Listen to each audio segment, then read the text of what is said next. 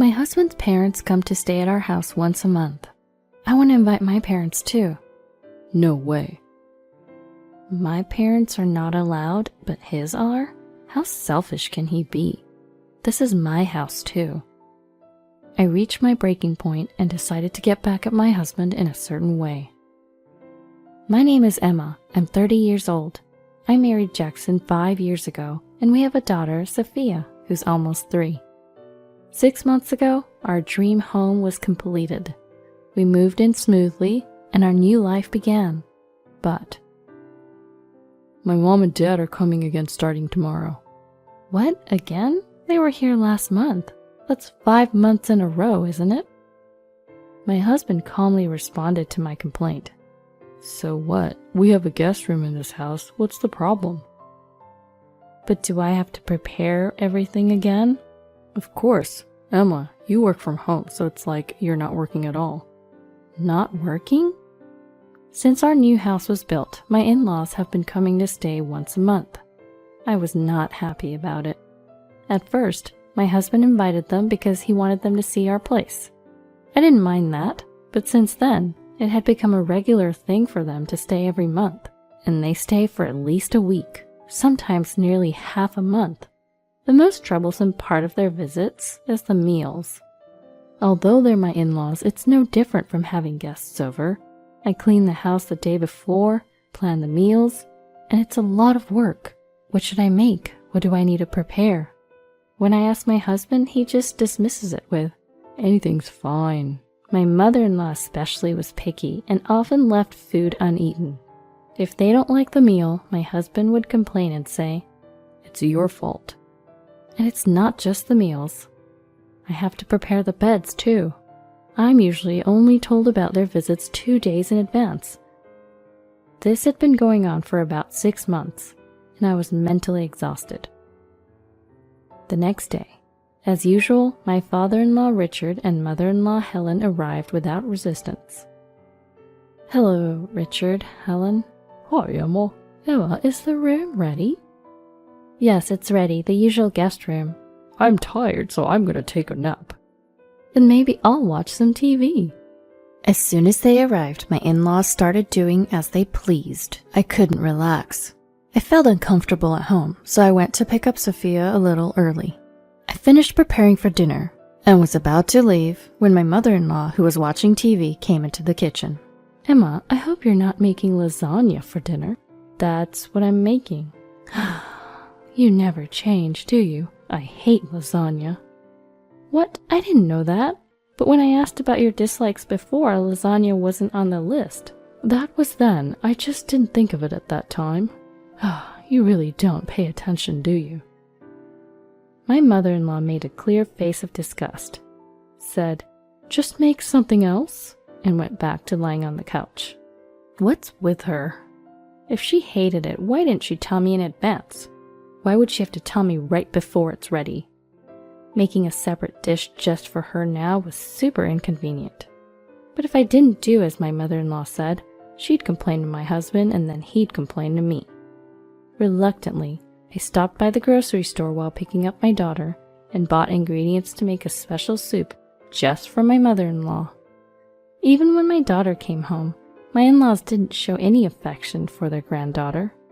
Instead, they treated her rudely, saying, move it. Get out of the way. Grandma, will you read me this? Oh, Grandpa's busy right now. Grandma is busy too. Go away, will you? They must not find their granddaughter cute, as they ignored her even when she brought a picture book. My daughter gradually gave up on interacting with her grandparents and came to me. Mom, Grandpa and Grandma are scary. I'm sorry, Sophia. Just bear with it a little longer. And this was just the first day. This continued for another 2 weeks. I can't endure this life any longer. Even my daughter dislikes it. I'll go crazy if this continues. After my husband came home, I poured out my true feelings to him. Jackson, I'm sorry, but can we make Richard and Helen's visits like once every 6 months? Huh? Why? Once a month is just too frequent. I have to prepare all the meals and accommodations, and I have work and Sophia to take care of. It's too much. Sophia's scared of your parents, and I'm at my limit." My husband made a clear face of disgust and showed an exasperated attitude, saying, "Is that all?" "Is that all? You don't understand how hard it is, do you? I also have to take care of Sophia." "You cook every day, so just make a little more, you know? You take care of Sophia. My parents are tired." "What? I'm telling you that Helen's pickiness is a problem. If you say so much, then you do all the housework and childcare, Jackson." "Huh? Why me? I'm working outside, aren't I? That's a wife's job." "What?" "Anyway, Mom and Dad are looking forward to seeing me, so you just need to take good care of them. Sophia will understand eventually." He casually dismissed me and went back to his room. Left alone, I barely suppressed my anger. What's with him? Why do I have to do everything when his parents come to stay? And he talks as if it's natural for me to do it. I'm not a housekeeper or a servant, you know. Frustrated, I started preparing breakfast for the next day. Then, my mother called. "Hello? Mom, what's up?" "Oh, Emma, can you talk right now?" My mother seemed to be in a hurry over the phone. "What's the matter?" "Actually, our house has a leak. It looks like there's going to be a major repair. Can we stay with you for 3 days?" "What, a leak? That's terrible. It's totally fine for you to stay with us for 3 days. Come over." "Really? Thank you. You're a lifesaver." After ending the call, I went to my husband's room to tell him the news. "Jackson, can I talk to you for a moment?" "What is it?" "My parents are coming to stay with us starting tomorrow." My husband, who was fiddling with his phone, turned to me and exclaimed, "What? What do you mean they're coming to stay over and tomorrow?" "Their house has a leak and the repairs are going to be extensive, so I want them to stay with us for just 3 days. He always lets his own parents stay for a week, so I thought 3 days was nothing." As I was thinking this, unbelievable words came out of my husband's mouth. "Come on, give me a break. It's going to be uncomfortable and constraining, so no." What? What did he just say? Uncomfortable and constraining? Who is he to say that? I've been putting up with his parents all this time, haven't I? Stunned by my husband's selfish remark, I somehow managed to find the words. "Wait a minute, so it's okay for Richard and Helen to stay, but not my parents?" "I don't feel uncomfortable around Dad and Mom. Your parents are so square and I can't stand them." "No, it's not that my parents are too square. His parents are just too free-spirited. Watching TV while lying on the couch or complaining about my cooking is more absurd. Does he not understand?" Anger welled up inside me. Nevertheless, my husband added fuel to the fire. "Anyway, 3 days is impossible. Have him stay somewhere else." At that moment, my barely contained anger exploded. I suppressed my body, trembling with anger, and calmly muttered, "Oh, I see. Got it. Starting tomorrow, Sophia and I will stay somewhere with my parents." "What?" my husband asked in surprise. "You're joking, right?" "Joking? You're the one who said to stay somewhere else, right?" "No, I just said your parents could stay somewhere else. Not you and Sophia, too." "Don't say what's convenient for you. Just so you know, we won't be coming home for 3 days. You'll have to take care of meals, baths, and laundry all by yourself." "What? You're kidding."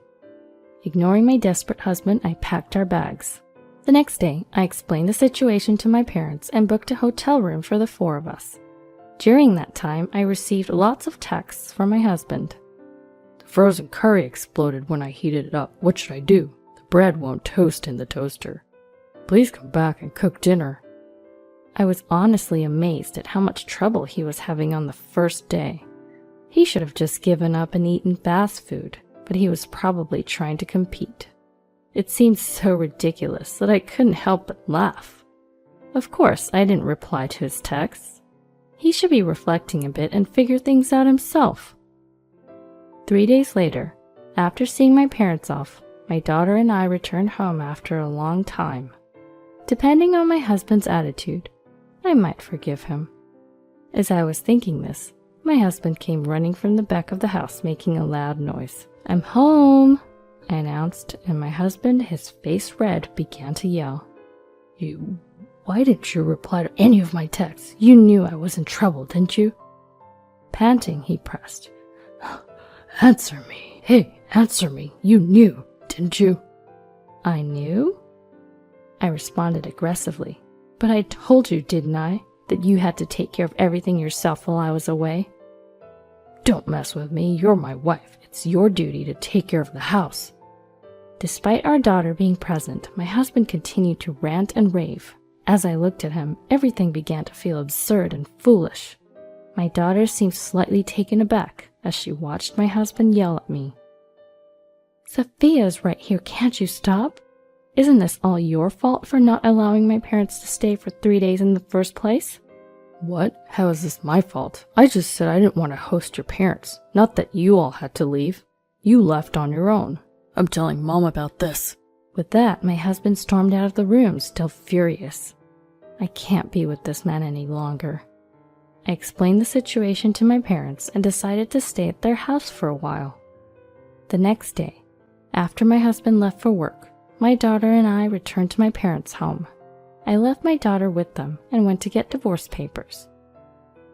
If my husband had no intention of apologizing, then it was time to seriously consider divorce. I guess he noticed we were gone. Late at night, my husband called. Hello? Hey, where are you right now? I calmly replied. At my parents' house, why? My husband became even more furious at that answer. What? Your parents' house? Don't do things on your own. What about my dinner? Sorry, but you'll have to make it yourself. More importantly, don't you have something to apologize for? Apologize for what? There's nothing to apologize for. I have nothing but complaints. Maybe he'll reflect and apologize. Maybe we can talk about his parents and resolve this. My small hopes were shattered in an instant. I see. You have no intention of apologizing. Of course not. By the way, Mom and Dad are angry at you too. They're coming to lecture you tomorrow. Lecture? They say you're not devoted to me. A woman should be devoted to her family, right? They're going to educate you since you don't seem to understand. Haha. My husband laughed loudly, happily saying, It's your fault, you know. I bluntly told him. All right, then let's divorce. What? Divorce? You're joking, right? My husband's voice, sounding utterly dumbfounded, was clearly panicked even over the phone. Why would I joke about something like this? It's clear that we can't understand each other anymore. So let's get divorced. Don't mess with me. How did it come to this? It's all because you upset me. Why should I have to please a grown man, especially when we're married? I don't want to be a servant to you or your parents anymore. Well, wait, divorce is not the answer. Come on, Emma. He must not have expected me to bring up divorce. My husband was more flustered than ever. I'll never allow a divorce. If we divorce, this house will be mine, you know. Go ahead, but you'll have to pay the mortgage. Why not live with your beloved Mom and Dad? What? Goodbye then. Hey, wait, Emma. I hung up the phone and ignored all subsequent calls and texts. I immediately contacted a lawyer I knew and began preparing for divorce negotiations. My daughter had witnessed plenty of bullying from my husband and in-laws. I had also been reporting the bullying to my parents all along. Thanks to all that, the divorce negotiations proceeded overwhelmingly in my favor. If it goes to court, you, Mr. Jackson, will be at a significant disadvantage, just so you know. My husband must have felt the urgency in the lawyer's words. After much reluctance, he signed the divorce papers a month later. My daughter firmly refused to live with my ex-husband, so we decided to live together at my parents' house. I demanded property division, child support, and compensation for emotional distress from my ex-husband. Thanks to my lawyer's expertise, we were able to claim more than the standard amount. My ex-husband's salary isn't that high, so paying child support alone should be a struggle for him. As a result, it seems he had to auction off the newly built house he had just completed. Emma, I was wrong. Please come back.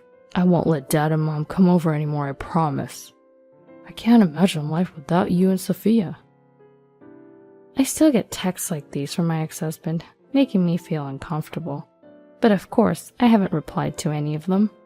Once all the payments are settled, I plan to block any further contact from him. My daughter is living her life without much change, but occasionally I regret having taken her father away. Sophia, do you miss your dad? Nuh-uh. I don't like people who are mean to Mommy. I see. Thank you, Sophia. As long as I have you, Mommy, I'm fine. I'm very fortunate my daughter feels this way. And I'm confident my decision was not wrong. I'll allow myself to rely a little on my supportive parents. From now on, I'll be spending a happy life together with my daughter.